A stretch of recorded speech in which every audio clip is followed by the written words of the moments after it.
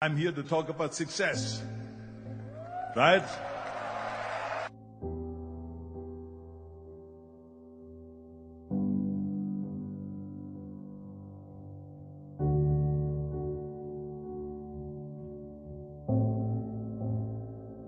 The first rule of success is to have a vision. You see, if you don't have a vision of where you go, and if you don't have a goal where you go, you drift around and you never end up anywhere. It's like you can have the best ship in the world, you can have the best airplane in the world. If the pilot or the captain doesn't know where to go, it would just drift around. It would not end up anywhere, or most likely in the wrong place.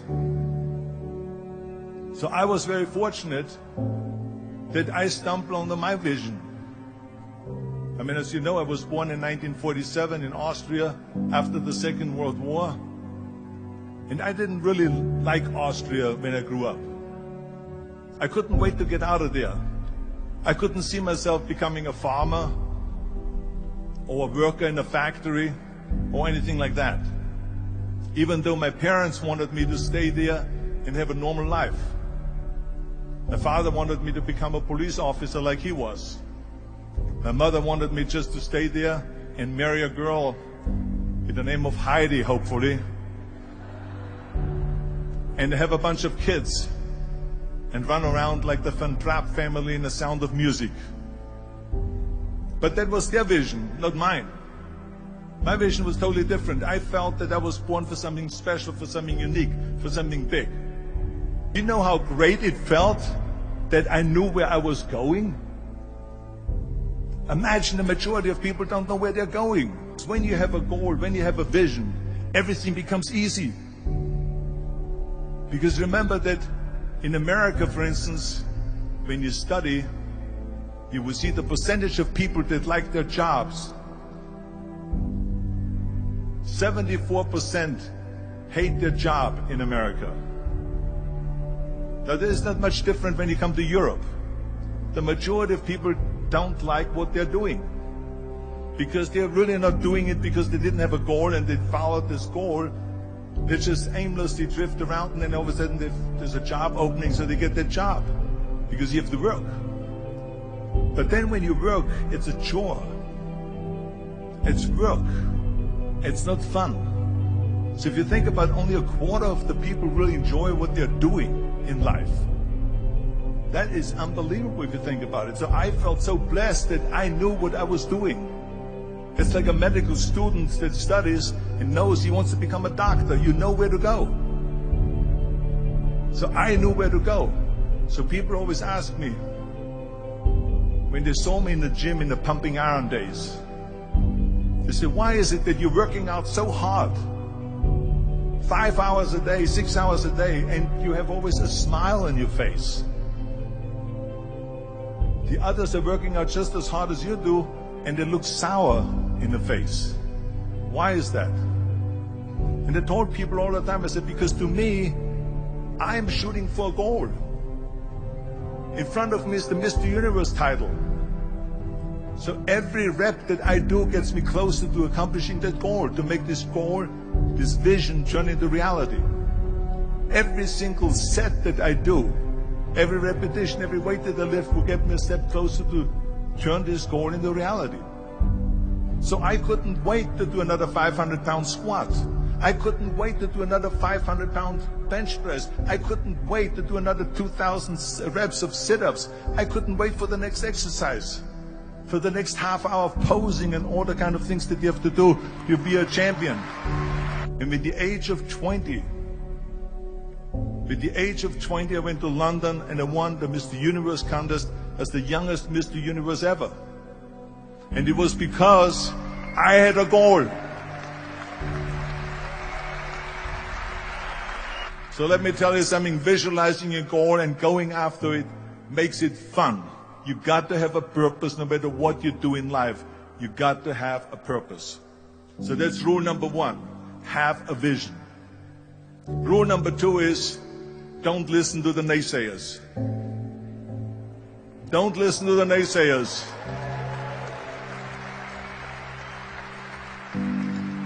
Everything I ever did, the thing that I heard out of people's mouth was, that's impossible. that can't be done or no. So whenever someone said to me, it can't be done, I heard it can be done. When they said no, I heard yes. And when they said it's impossible, I heard it is possible. I'm a strong believer of what Nelson Mandela said, that everything is always impossible until someone does it. Well, I'm going to be the one, I said to myself, I'm going to do it and I'm going to show it to them. Maybe it has never been done before. That's perfectly fine with me. But I'm going to do it. And I did not listen to the naysayers.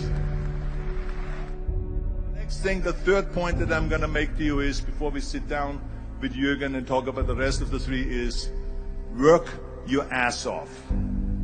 There is no magic pill. There is no magic out there.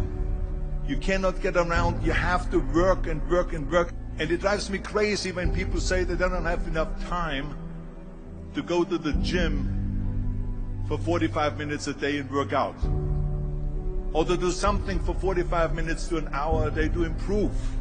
If it is physically improve or if it is mentally to improve. Imagine you read 1 hour a day about history. How much you will learn after 365 hours in 1 year. Think about if you study about the history of musicians, of composers, how much you would know. Imagine if you would work on the business, on some business that you want to develop every day for an hour. Imagine how further along you will go and get. So it drives me nuts because when people say we don't have the time, we have 24 hours a day. We sleep 6 hours a day, so that gives you still 18 hours. And there's someone shaking their head out here in front. They say probably, I don't sleep 6 hours, I sleep 8 hours, right? Or just sleep faster.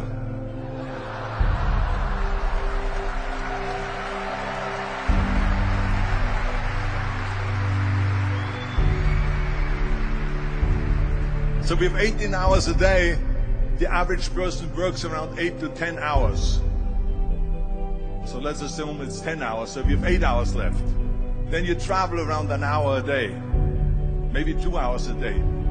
So now you have still 6 hours left. So what do you do with these 6 hours? What do you do with these 6 hours? Then we eat a little bit, then we schmooze a little bit,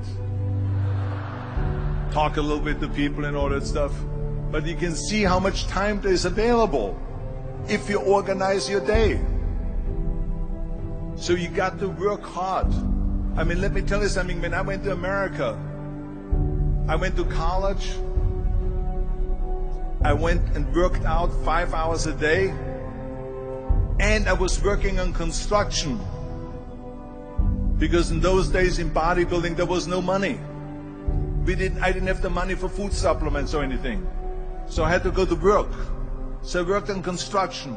I went to college. I worked out in the gym, and at night from 8 o'clock at night to 12 midnight, I went to acting class 4 times a week. So I did all of that. There was not one single minute that I wasted. I became very friendly with Muhammad Ali in the 70s. And Muhammad Ali worked his butt off. And I saw it firsthand. And I remember that there was a sports writer that was there in the gym when he was working out and he was doing sit-ups. And they asked him, how many sit-ups do you do? And he said, I don't start counting until it hurts. Now think about that. He doesn't start counting his sit-ups until he feels pain. That's when he starts counting. That is working hard. And so you can't get around the hard work. It doesn't matter who it is. As a matter of fact, I believe what Ted Turner said. Work like hell and advertise.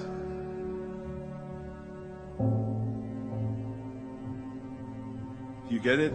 Work like hell, go to bed, and early to rise, work like hell and advertise. So you work your ass off, and then you let the world know about your work. That's what it is all about. Let people know. If you have a company, if you have a movie, if you do a sports, work your ass off, but then advertise and let everyone know.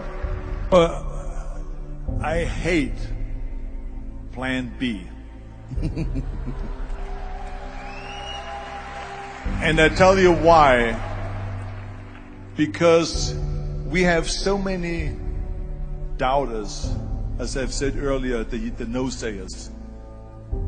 We have so many of those people that say no, and you can't do it, and it's impossible. That is okay, because we just turn off, as I said earlier, and we listen and we hear the no being a yes. You can't do it, you can do it, and all of that. So that is possible to do that amongst all the negative people around you. But when you start doubting yourself, that's very dangerous. Because now what you're basically saying is that if my plan doesn't work, I have a fallback plan, I have a plan B. And that means that you start thinking about plan B, and every thought that you put into plan B, you're taking away now that thought and that energy from plan A.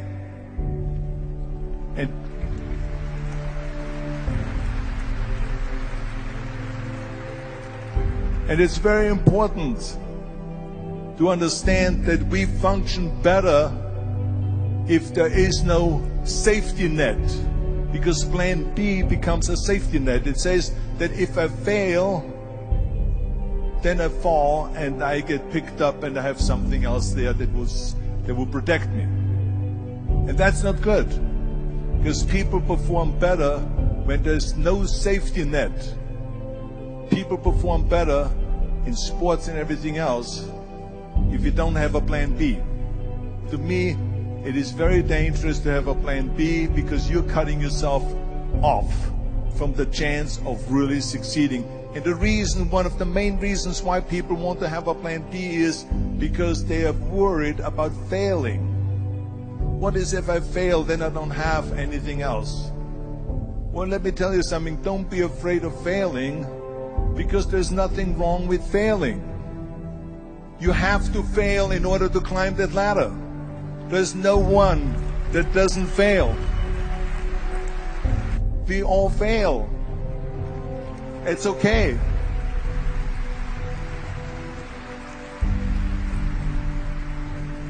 What is not okay is that when you fail, you stay down.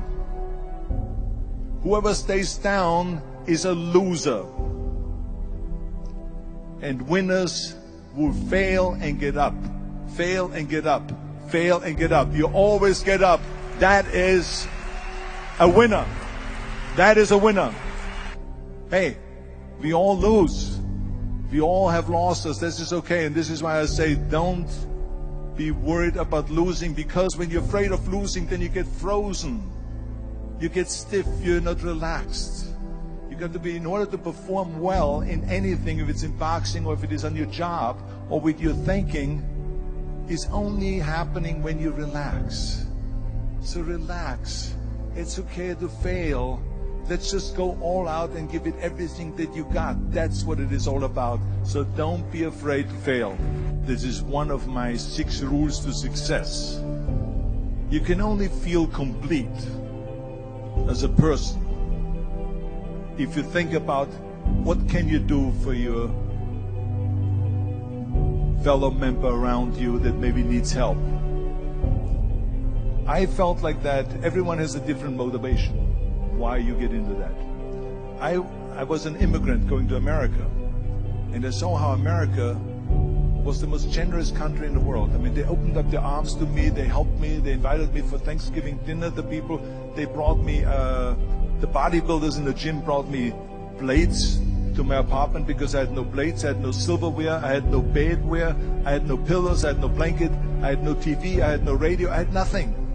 They brought it to my apartment. They helped me. And I saw that firsthand, this generosity in America. And I said to myself, as an immigrant that is being embraced with open arms, that I need to go and make sure that I give something back.